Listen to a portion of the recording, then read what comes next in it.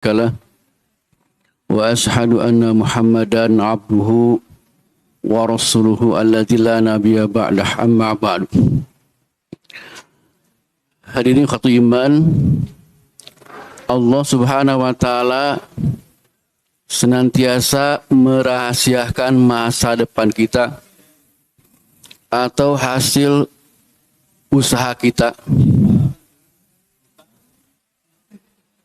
Maksudnya untuk menguji kita semua supaya kita selalu berprasangka baik, beramal baik, berusaha sebaik mungkin. Jadi oleh Allah Subhanahu wa taala ditutup, dirahasiakan masa depan kita. Ya, supaya kita berusaha lebih baik lagi, lebih baik lagi. Nah, padahal seluruh amal juga pahalanya oleh Allah masih disembunyikan. Contohnya, Budi di sini duduk, pahalanya seperti apa? Ya, tidak disebutkan pahalanya seperti apa. Apa yang akan didapat oleh Budi ketika duduk di sini? Fala ta'lamu nafsum ma ukhfiya lahum min qurrati a'yun jazaa'an bima kanu ya'malun. Tidak ada seorang pun yang mengetahui apa yang akan didapat dari hasil usahanya yang akan membuat berbinar mata, membuat bahagia dia akibat dari jazaa'an bima kanu ya'malun, pahala dari apa yang kita usahakan. Jadi tugas kita hanya berusaha sebaik mungkin, ya, seoptimal mungkin. Hasilnya pasti jauh lebih baik dari yang kita perkirakan. Oleh karena itu, Al-Imam As-Syafi'i rahimahullah membuat indikasi, yaitu 5 indikasi kebaikan. Jadi mempunyai indikator kebaikan itu dari mana saja. Qala al-Imam As-Syafi'i rahimahullah, Al-Imam As-Syafi'i rahimahullah berkata, al-khairu fi khamsatin. Kebaikan itu ada pada 5 perkara. Yang pertama adalah ghina nafsi. Tadi sudah disebut oleh Ustaz Hari Ismail, ada sabit-sabit disebut-sebut, disebat-sebat ghina nafsi. Apa itu ghina nafsi? Bud, naon ghina teh, Bud? Tahu mah. Ghina kita, dimensi kita kaya. Padahal arti dari ghina itu bukan kaya, tetapi berguna atau cukup. Jadi ghina nafsi di sini hati kita berguna. Kernaon boga hati ke adita berguna mah. Ya. Makanya ketika kita mendapat kesulitan, baik kesulitan hidup atau kesulitan apa saja, minta fatwa kepada hati kamu. Berarti kalau hati kita bisa memfatwakan kepada kita untuk berbuat lebih baik lagi, artinya hati kita berguna. Makanya di dalam surat Tabat Syada kan, ma'agnan humaluhu wa ma'kasab. Harta dan anaknya itu tidak berguna sama sekali. Ya berarti di sini kita itu bukan bunga, tapi berguna, bermanfaat, cukup untuk dirinya, cukup untuk orang lain. Ya. Makanya ada 4 kategori keadaan manusia. Jadi ada orang yang sangat membutuhkan bantuan orang lain, sangat membutuhkan pertolongan orang lain, atau sangat membutuhkan harta benda. Orang ini bukan miskin, tetapi disebutnya fakir. Fakir itu diambil dari kata fakir atau fakir, artinya tulang punggung. Dari fakir itu asalnya tulang punggung. Kalau fakir artinya patah tulang punggung. Kalau patah tulang punggung artinya sudah tidak berdaya. Makanya orang yang seperti ini membutuhkan bantuan orang lain disebutnya fakir. Nah, ningkat dari sana namanya miskin. Miskin itu diambil dari kata sakana, yaskunu. Artinya diam atau tenang. Makanya orang yang diam, orang yang tenang disebut miskin. Ya. Makanya hati-hati ketika berdoa kepada yang baru menikah. Mudah-mudahan sakinah, mawadah, warahmah diijabah we. Miskin hirupna teh. Kan didoakan kemana ya tadi ya, kudu miskin. Orang yang sakinah itu namanya miskin. Ya, ada harta mah ya, tetapi tidak mencukupi ya. Jadi tidak berlebih. Ini disebutnya miskin. Kenlah kayak bulan harap gaya deui. Bulan harap pagi aya deui kitu tah. Hirupna teh kitu tenang, tidak melonjak ke atas, tidak melonjak ke bawah. Itu namanya miskin ya. Kemudian yang ketiga ningkat lagi yaitu goni. Ya, goni itu bukan kaya. Tapi hartanya itu berguna. Baik bagi dirinya, baik bagi keluarganya, baik bagi tetangganya, baik bagi orang yang fakir dan miskin. Orang ini disebutnya gina atau agnia. Hartanya berguna, baik di dunia dan juga di akhirat. Nah, ningkat dari gina, yaitu hartanya banyak. Tapi ini mah tidak berguna. Ya, dihitung terus simpan. Tidak harta. Ditembong-tembong we kabatur. Ya, ditembong-tembong dibikeun henteu. Tah nu kieu mah bukan gina, bukan agnia tapi tajirun. Tajir. Orang tajir itu sifatnya seperti pedagang. Jadi pedagang teh nembong-nembong we terus hartana tembong-tembong kabatur dibikeun henteu.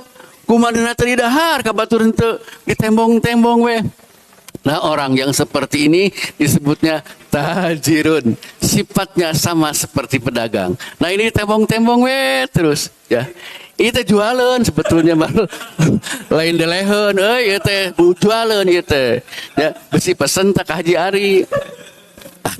Atau ke Haji Jenal bisa pesen yang seperti ini. Jadi tidak sembarang nyimpen di sini, harus ada guna dan manfaatnya. Betul tuh? Ya. Jadi ada 4 posisi manusia, ada fakir, ada miskin, ada agnia goni, atau yang terakhir adalah tajir. Cik urang asupna ka mana tah? Ada ulah atur disebut tajir, tajir. Kata teh loba urusan. Nu tajir mah loba urusan. Diurus dilapan asupkeun deui gitu. Mobil teh lapan tembong-tembong foto dipotret di blow up di upload asupkeun deui eta tajir teh. Tapi insya Allah pendekar Alibaba termasuk agnia atau goni, hartanya insya Allah bermanfaat baik di dunia maupun di akhirat. Itu yang pertama gina nafsi ya. Oleh karena itu ya Nabi Allah, wahai Nabi Allah, uhibu an akuna agnan nas. Aku ingin menjadi orang yang paling kaya di antara manusia. Kala Nabi, kemudian Nabi sallallahu alaihi wasallam menjawab, kun qani'an takun agnanas. Jadilah kau menerima apa adanya, menerima pemberian dari Allah Subhanahu wa taala, pasti kau akan menjadi orang yang paling kaya di antara manusia. Ini yang menjadi indikasi kebaikan yang pertama.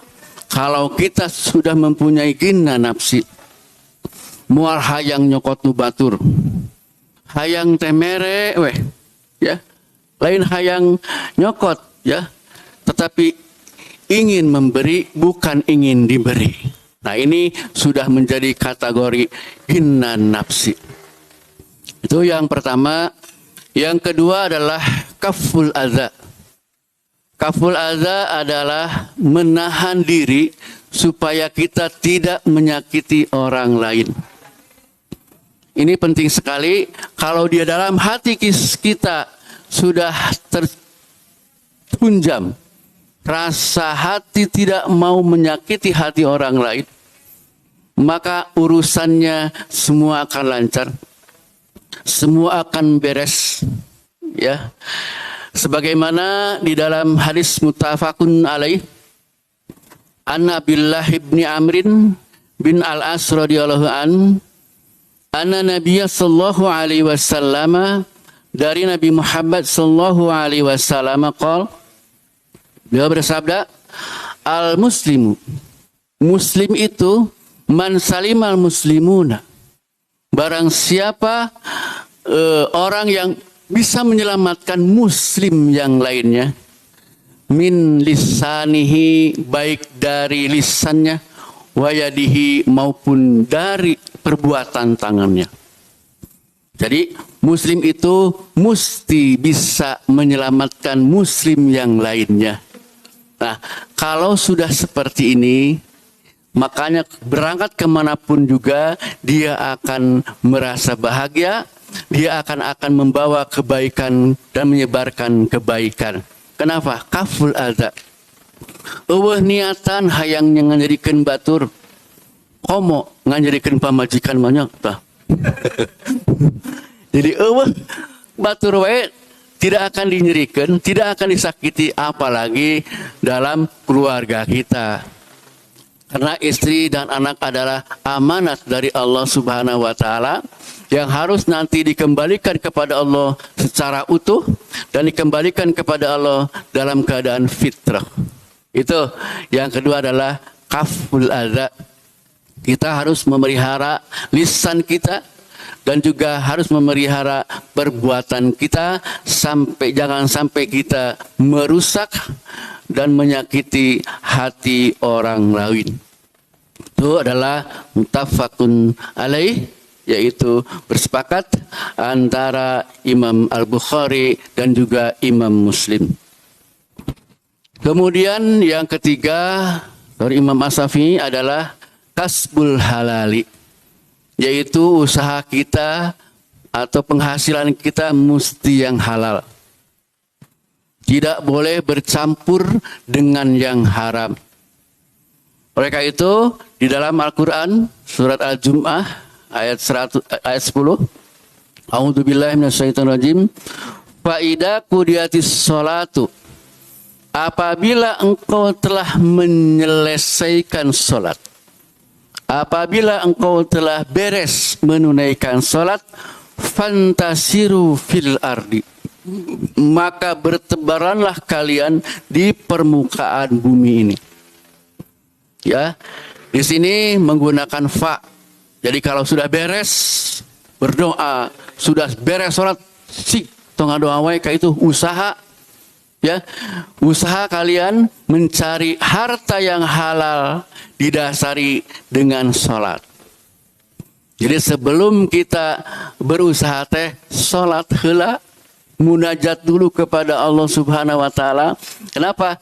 Karena tadi di awal bahwa masa depan kita atau hasil usaha kita dirahasiakan oleh Allah. Kalau niatnya kita atau berangkatnya kita dari sholat, ya, niatnya kita ingin pahala dari Allah, maka apapun yang terjadi, apapun hasilnya, kita akan qanaah. Dan karena yakin bahwa pahala mah sudah yakin ada. Ya, pahala mah geus aya, geus disadiakeun ku Allah Subhanahu wa taala. Adapun hasilnya besar dan tidak mah eta mah itu rahasia Allah.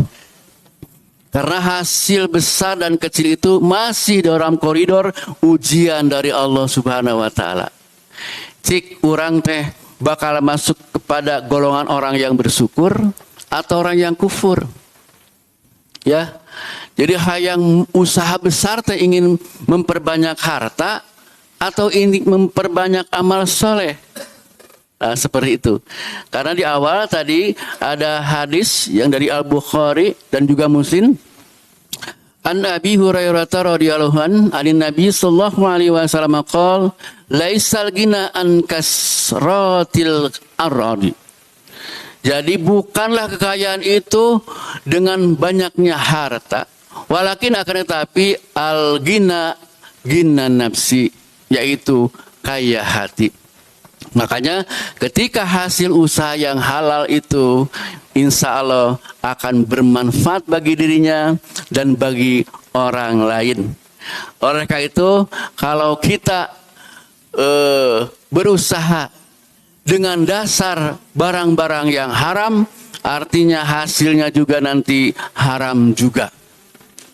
Karena di dalam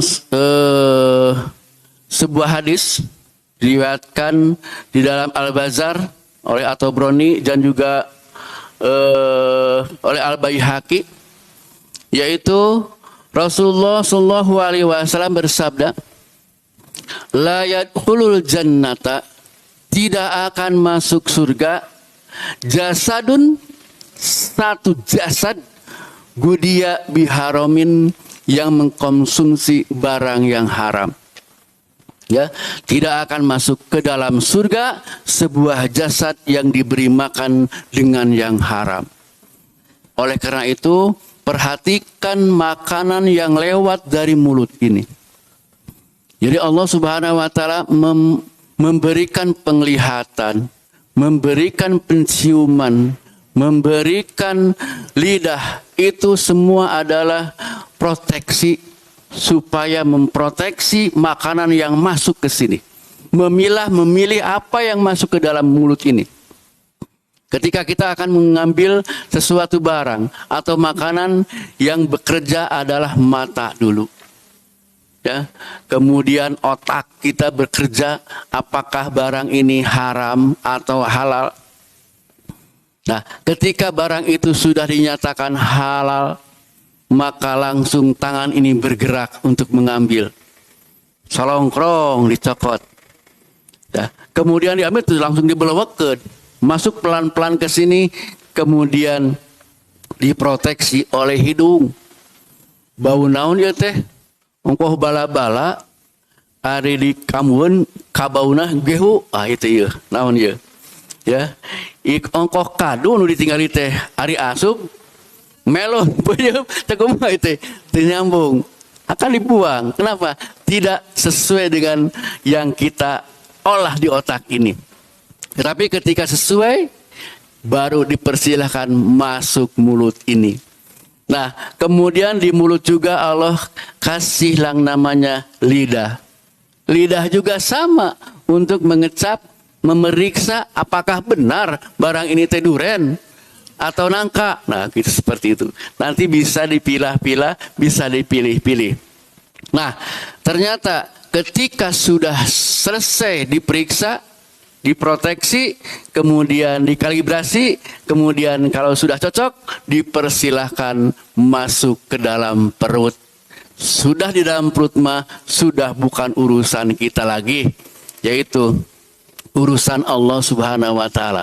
Oleh karena itu, perhatikan makanan yang masuk ke dalam mulut kita. Fal yanzuril insanu ila ta'ami. Hendaknya manusia itu memperhatikan makanannya.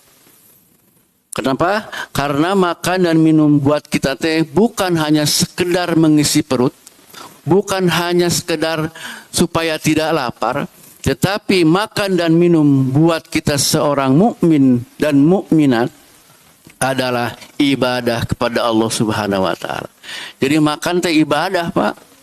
Sok saja di dalam Al-Quran ada 24, kurang lebih 24 ayat tentang memerintah kita makan. Ya, kulu wasrobu, makan dan minumlah, makan dan minumlah. Artinya makan dan minum adalah ta'abudi, ibadah kepada Allah. Makanya ketika kita saum, kita tidak berani makan minum. Padahal makanan punya kita, halal lagi, hasil usaha kita, di rumah kita, kemudian tidak ada yang melihat lagi, tetapi kita tidak berani memakannya. Kenapa? karena belum diizinkan oleh Allah Subhanahu wa taala. Ketika sudah diizinkan, maka kita boleh makan dan minum. Nah, sekarang bahwa makanan dan minum buat kita termasuk ta'abudi atau ibadah.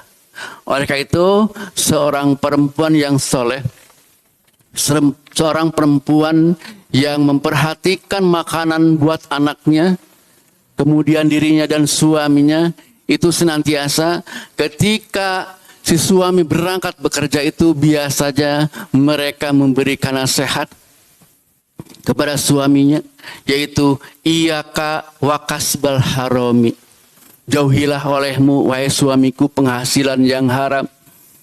Fa inna nasbiru alal ju', sesungguhnya kami semua bisa sabar dengan menahan lapar ini.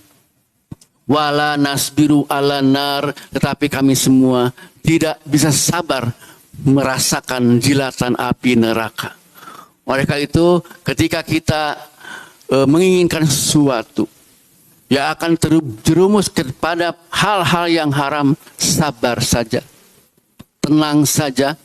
Ya, mungkin di dunia ini kita bisa bersabar untuk menahannya supaya kita tidak melakukan hal-hal itu, tetapi nanti ketika di akhirat kita tidak akan bisa sabar dengan siksaan atau azab dari Allah Subhanahu wa taala.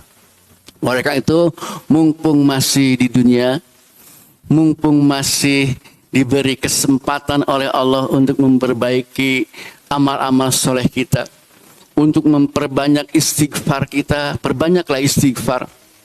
Jangan lagi tambah dosa kita.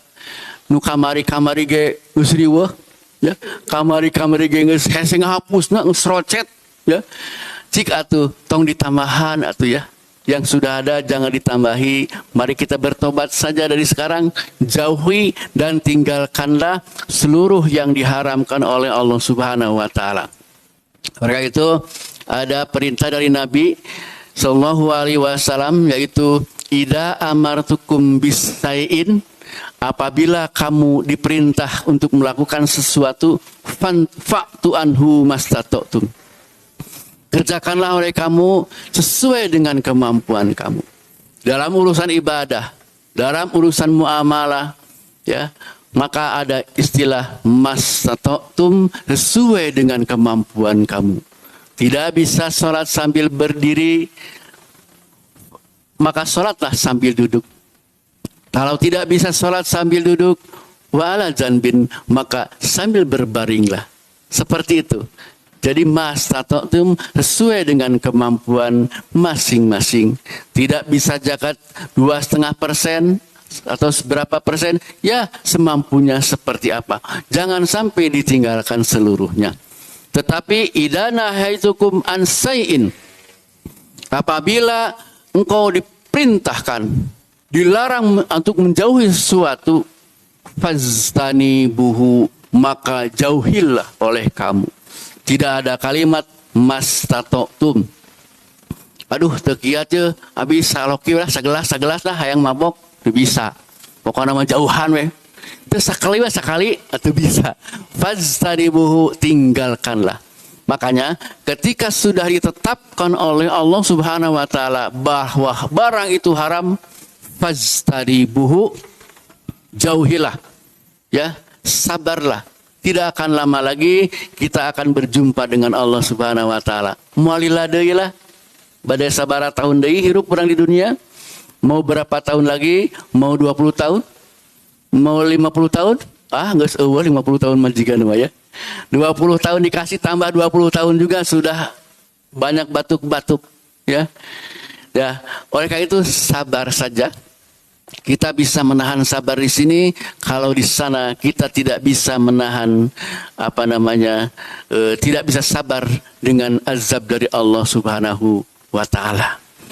Itu yang ketiga. Kemudian yang keempat adalah at-taqwa. Takwa itu bisa diambil ciri-cirinya. Itu bisa dilihat di surat Ali Imran dari 133 sampai 135. A'udzubillahi minasyaitonirrajim.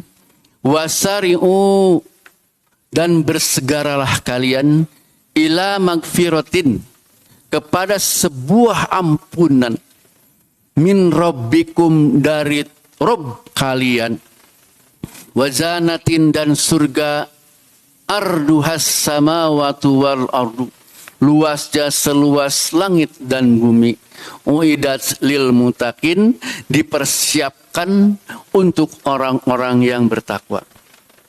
Jadi takwa di sini adalah sumber kebaikan, dan juga takwa ini adalah harga surga. Kita tidak bisa tidak takwa. Kenapa? Takwa bisa dibeli hanya dengan takwa. Surga hanya bisa dimasuki oleh orang-orang yang bertakwa. Berarti di sini tidak ada pilihan lain kecuali kita mesti bertakwa kepada Allah Subhanahu wa taala. Wasari'u di sini adalah berlomba, ada koridor musabaqah, artinya ulah kapiheulaan ku batur. Jangan terdahului oleh orang lain, paboro-boro dina kahadean, nudina eta kahadean teh aya magfirah Allah. Buru-buru rebut, buru-buru cokot, buru-buru gawekeun lamun dininya aya magfirah Allah. Ya, diantaranya sholat juga merupakan mukafiratun lidunubi.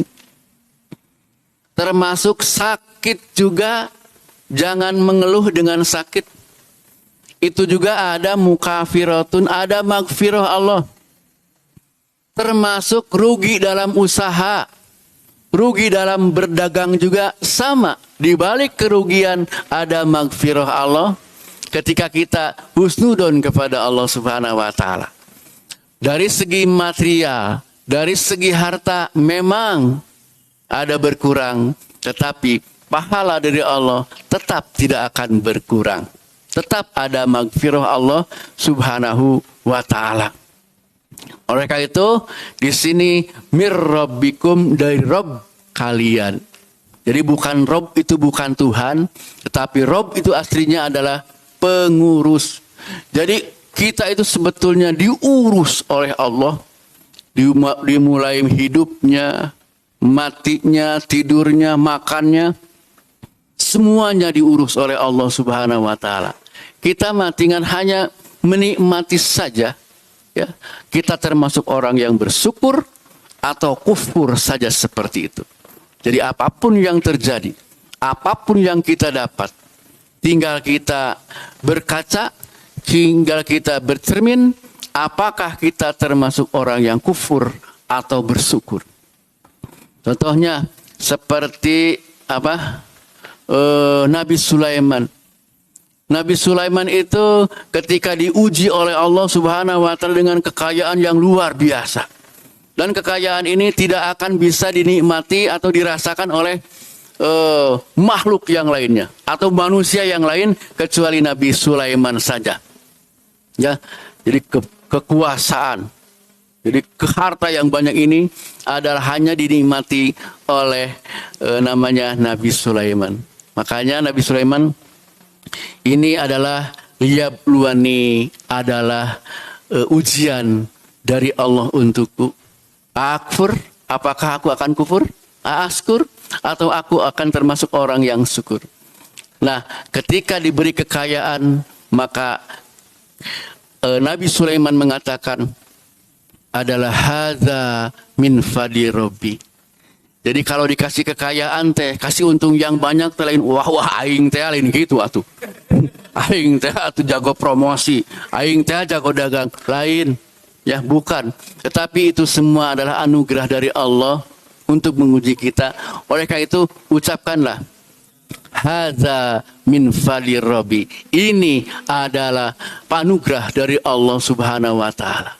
Nah, gitu jadi menang kekayaan tak itu. Hadza min fadli rabbi. Ini adalah keutamaan atau anugerah dari Tuhanku. Makanya Allahumma a'inni ala zikrika wa syukrika. Ya Allah, tolonglah aku supaya pandai mengingatmu dan pandai bersyukur kepadamu. Nah, seperti itu ya. Kemudian ada ciri-cirinya. Ciri-ciri orang yang bertakwa itu adalah alladzina yunfikuna fis sarai wad dara. Orang yang bertakwa itu adalah orang-orang yang senantiasa menginfakkan hartinya baik dalam keadaan lapang maupun dalam keadaan susah. Kalau orang ini biasa melaksanakan infak dan sedekah, susah senang bukan halangan. Ya, susah dan senang bukan halangan untuk senantiasa berinfak di jalan Allah. Nah, kemudian wal kadhiminal ghaidha, orang yang menahan marah. Di sini disebutnya al-ghaidha. Marah itu dalam bahasa Arab al-ghadabu. Tetapi di sini dalam Al-Qur'an disebutnya al-ghaidha. Kalau al-ghaidha mah belum jadi marah. Artinya pimaraheun. Bahan-bahan untuk marah ada di dalam dada, ditahan sehingga tidak jadi marah. Kalau marah mah sudah menjadi al-ghadab, minimal panon molotot, ya, atau kelihatan orang yang marah. Tetapi kalau orang yang wal kadiminal ghaidha mah tidak terlihat ada wajah kemarahan. Nah, ini ciri-ciri orang yang bertakwa. Cik, orang sudah sampai ke sana belum? Hah? Deket kan atuh. Nah, lamun orang masih ada seperti itu, latihan we. Ya, latihan seperti apa? Ya, kalau orang yang banyak karyawan mah bisa latihan. Ya. Itu harus berinteraksi dengan banyak orang, bisa latihan. Kalau orang yang di rumah saja mah tidak bisa latihan. Kenapa? Karena tidak bisa membedakan mana ngambek yang mana lain. Sarua wae. Nah, wal kadiminal ghaidha, menahan pi ambekeun. Tah lamun dalam bahasa Sunda mah, bahasa Indonesia mah teu apal naonnya. Kemudian wal afina anin nas, senantiasa memaafkan kesalahan orang lain. Ya, kenapa kita mesti memaafkan orang lain? Karena kita juga butuh maaf dari Allah. Kalau kita ingin dimaafkan oleh Allah, maafkan orang lain. Kalau kita ingin diberi oleh Allah, beri orang lain. Nah, seperti itu. Jadi udah otomatis seperti itu. Kalau kita ingin dimaafkan oleh Allah, maafkan saja kesalahan orang lain. Nah, oleh karena itu, marah di sini di dalam Islam hukumnya haram sebetulnya. Marah itu. Coba bisa dilihat di surat At-Taghabun ayat 14, yaitu ya ayyuhalladzina amanu inna min azwajikum wa auladikum aduwwalakum fahdaruhum. Hei orang-orang yang beriman, sesungguhnya di antara istri-istrimu, anak-anakmu, aduwwalakum, ada yang akan menjadi musuh bagimu. Fahdaruhum, oleh karena itu hati-hatilah terhadap mereka. Nah, musuh di sini mah bukan untuk dipukul atau untuk di smackdown, bukan, tetapi fahdaruhum, hati-hatilah terhadap mereka. Seperti apa hati-hatinya? Barangkali anak dan istri kamu itu akan mendorong kamu ke jurang neraka, menghalang-halangi kamu dalam ibadah kepada Allah. Ketika kita akan berinfak 100 juta misalkan untuk masjid, ai cek pamajikan teh ulah 100 juta atuh Pak, ageng teuing 10 juta we. Tah eta teh di antaranya menghalangi, ya, menghalangi untuk ibadah kepada Allah. Cik atuh Pak, ka masjid teh ulah ngapoe teuing atuh. Di bumi sekali-kali sareng abi atuh berjamaah. Tah eta ge sami eta teh mimitiana mah sakitu heula, tapi lama-lamanya jadi betah di imah. Ya, oleh karena itu hati-hatilah terhadap mereka. Nah, kepada istri, anak atau tetangga atau karyawan yang seperti ini akan berlaku, yaitu wa in ta'fu, Dan jika mereka berbuat salah, berbuat kesalahan atau menjengkelkan kita, wa intafu, maafkan saja, hampura we sakitu malah, ya. Tetapi biasa ini sudah menjadi sifat manusia. Sifat manusia itu yaitu suka lupa. Kalau sudah dihampura teh isuk migawe deui kitu wae, ya. Nah, kalau sudah migawe kitu deui seperti apa? Perintah dari Allah bukan digebuk, bukan dicabok, tapi fatasfahu, luaskanlah dadamu. Jadi ngajengkelkeun wae anak, pamajikan, pak tetangga, karyawan pikakeun wae, watasfahu, luaskanlah dadamu. Ini firman Allah, luaskanlah dadamu. Jadi kalau dalam bahasa Sunda mah nista maja utama. Sekali dihampura, 2 kali dihampura, 3 kali dibabuk. Tak eta manista maja utama. Tak, di Islam tidak mengenal itu. Yang pertama, maafkan. Yang kedua adalah luaskan dadamu. Ya. Jadi sebetulnya masalah sakitu keneh. Ada seorang pemuda yang gede amok lah Islamnya. Segede amek datang kepada kiai, kepada gurunya, bertanya, wahai kiai, ajengan abdi teh semeg yo, ingin marah-marah saja, tuh ka jelema eta teh hayang ngababuk wae. Oh gitu cek kiai teh. Kemudian kiai itu menyuruh si pemuda itu mengambil segenggam garam dan juga segelas air putih. Ambil ke sini. Kemudian masukkan segenggam garam itu ke dalam gelas. Kemudian kocek.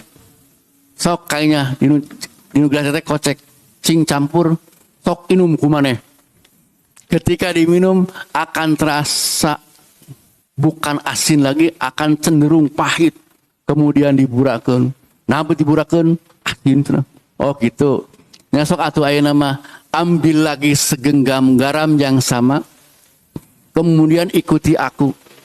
Kemudian si ajengan itu membawa dia ke sebuah danau, ke sebuah telaga. Kemudian menyuruh si santrinya, masukkan lagi tadi garam yang tadi, masukkan ke danau tadi. Kocek seperti tadi. Sekarang setelah terkocek, inum deui kumaneh. Cik kumaha tarasana. Sekarang mah tidak diburakeun. Kenapa tidak diburakeun? Sekarang mah terasa segar, menyegarkan. Padahal masalah nama sarua kene sakitu. Berarti yang jadi permasalahan bukan masalahnya, tetapi tempat masalah itu. Yang tadi mah hanya segelas saja, sekarang seluas telaga. Berarti kalau kita merasa tidak enak dengan karyawan, atau tidak enak dengan anak atau istri, bukan masalahnya yang besar, tetapi sempit hati kita. Makanya perintah dari Allah, luaskanlah hati kamu. Tetapi seluas apapun telaga, seluas apapun lautan, ya bisa digambarkan, kalaulah dosa manusia itu dicuci di tengah samudra, maka samudra itu akan kotor oleh dosa-dosa manusia. Nah ini juga sama, telaga yang luas seperti itu, kalau terus-terus diisi dengan sampah, dengan kotoran-kotoran, tapi penuh juga. Nah kita akan jengkel juga. Maka yang terakhir perintah dari Allah adalah watagfiru, ampunilah dia. Innallaha ghafurur rahim. Ampunilah orang itu. Ketahuilah bahwa Allah Maha Pengampun lagi Maha Penyayang. Kamu pun ingin masuk surga, tidak mau masuk neraka. Syaratnya ada dua, yaitu Ghafurun ar-Rahimun. Jadi tidak masuk neraka dan masuk surga, kita harus mempunyai dua tiket, yaitu Ghafurun Rahimun. Kalau kita ingin mempunyai Ghafurun, beri ampunan orang lain, nanti Allah akan kasih ampunan kepada kita. Nah, kemudian setelah diampuni oleh Allah, tidak masuk neraka, tidak cukup masuk surga, maka di situ didorong lagi adalah dengan rohimun, rahmat Allah Subhanahu wa taala. Makanya Ghafurun Rahimun ini itu mutlak mesti dibawa, merupakan tiket kita masuk surga. Nah, duduk di sini. Kan tadi fala ta'lamu nafsum ma ukhfiya lahum min qurrati ayun ya. Ya, tidak ada yang mengetahui pahala yang akan didapat oleh kita ketika kita duduk di sini berniat mencari ilmu. Dari semenjak duduk Bapak Ibu sampai nanti bubar, para malaikat berdoa kepada Allah dengan doanya, Allahumma gfir lahum warhamhum.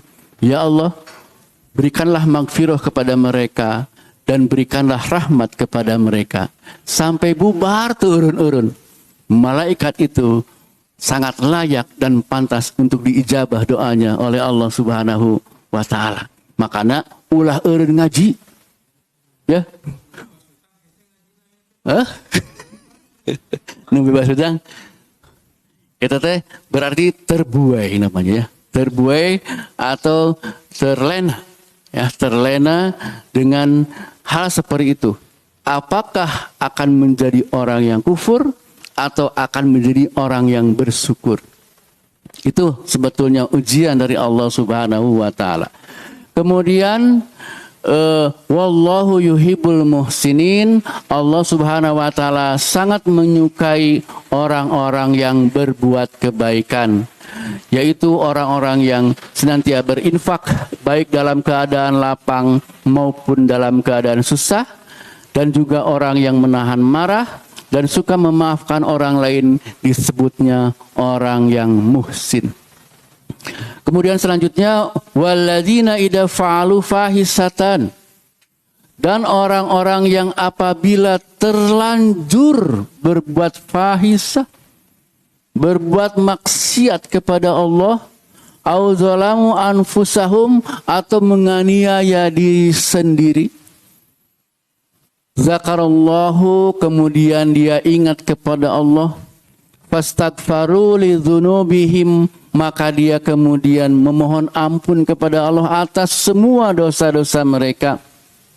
Wa may yaghfiru dzunuba, tidak ada seorang pun yang bisa mengampuni dosa-dosa illallah, kecuali Allah. Walam yusirru ala ma fa'alu, dan dia tidak melanjutkan fahisahnya, dia tidak melanjutkan kembali menzolimi linafsihnya, wahum ya'lamun, dan dia pun mengetahui bahwa dosa itu, kemudian zolim itu juga diketahui oleh dia, tetapi dia tinggalkan, dia bertobat kepada Allah. Itu termasuk orang-orang yang bertakwa kepada Allah Subhanahu wa taala. Kita mesti mempunyai yang seperti itu. Jadi nu soleh, nu asup surga teh lain nu jika malaikat lain. Tapi nu terlanjur berbuat dosa, terlanjur menandatangani riba, tah eta saruha masuk eta. Terlanjur menandatangani barang-barang yang haram, sudah sekarang mah zakarallah, ingatlah kepada Allah, fastaghfaru lidzunubihim, kemudian memohon kepada Allah untuk dosa-dosa itu, kemudian usaha kita ke arah bebas dari riba itu. Harus ada usaha, tunjukkan usaha itu. Kenapa? Karena kita tidak bisa menyelesaikan riba sendiri. Kita tidak bisa menyelesaikan hutang-hutang sendiri kecuali dengan pertolongan Allah Subhanahu wa taala. Kenapa? Manusia mah lemah pisan. Digegel reungit ge nyeri, ya, ditajong ge nyeri, ya, lemah kita mah sebagai manusia. Tuh Pak ya. Kemudian yang terakhir adalah as-siqatu billahi. Keyakinan kuat terhadap Allah Subhanahu wa taala, keyakinan kuat tentang kekuasaan Allah dan bantuan Allah Subhanahu wa taala. Di sini di surat Asy-Syu'ara ayat 23 Allah Subhanahu wa taala berfirman, "Fauhaina, maka kami wahyukan ila Musa, kepada Musa, anrib bi asaqal bahra, agar memukulkan tongkatnya ke laut. Fanfalaqo, maka laut itu menjadi terbelah. Wakana kulli firqin, maka keadaan setiap firqin, setiap belahan itu qataudil azim, seperti gunung yang besar. Padahal ini tidak terbersih dari pikiran Musa. Tidak ada pikiran bisa membelah laut seperti itu. Sama saja Musa seperti kita, manusia seperti kita, tidak tahu masa depannya. Tetapi ketika di ujung masalahnya, di ujung kesusahannya, Allah berbantuan kepada Musa, yaitu dengan memukulkan tongkatnya ke laut. Makanya dari sini ada mengandung pelajaran, sesusah apapun masalah kita, sesulit apapun masalah kita, pasti akan ada jalan keluarnya. Memang sekarang belum kepikiran, memang sekarang belum terbayang bagaimana cara jalan keluarnya. Pokoknya mah yakin saja Allah pasti akan membantu kita. Ya, kita berbanyak istighfar kepada Allah, kita memohon ampun kepada Allah, berdoa kepada Allah. Tugas kita itu saja. Adapun selesainya, urusan yang lainnya itu nanti Allah yang akan menyelesaikan. Dan Allah juga tahu tidak akan mampu kita ya, tidak akan mampu menyelesaikan masalah yang kita hadapi. Ya, oleh karena itu yakin saja Allah pasti akan menolong kita. Ya, banyak sekali contoh-contoh dari Al-Quran atau dari Al-Hadis atau hikayat atau riwayat-riwayat atau sejarah-sejarah bahwa seluruh masalah yang kita hadapi, seluruh masalah manusia yang kita hadapi yang di luar kemampuan kita tetapi bisa diselesaikan dengan sempurna, yaitu dengan keyakinan bahwa semua diurus oleh Allah. Api itu membakar, api itu memusnahkan, tetapi bagi Ibrahim api tidak berlaku. Api tetap dingin dan juga bisa menyelamatkan Ibrahim. Siapa? Karena kuasa Allah Subhanahu wa ta'ala. Bukan kuasa Nabi Ibrahim. Ibrahim saja itu adalah hanya tawakal Allah saja. Oleh karena itu, sekali lagi, dari sekarang kita berusaha untuk mempersembahkan yang terbaik, untuk senantiasa husnudzon kepada Allah, senantiasa berprasangka baik kepada Allah Subhanahu wa ta'ala. Nanti seluruh masalah akan dibereskan oleh Allah Subhanahu wa ta'ala. Itu 5 indikasi kebaikan yang difatwakan oleh Al-Imam As-Syafi'i rahimahullah. Mudah-mudahan ada guna dan manfaatnya. Allah manfa'na bima alamtana wa alimna ma yanfa'una wa zidna ilman. Rabbana atina fid dunya hasanah wa fil akhirati hasanah wa qina adzabannar. Wassalamualaikum warahmatullahi wabarakatuh.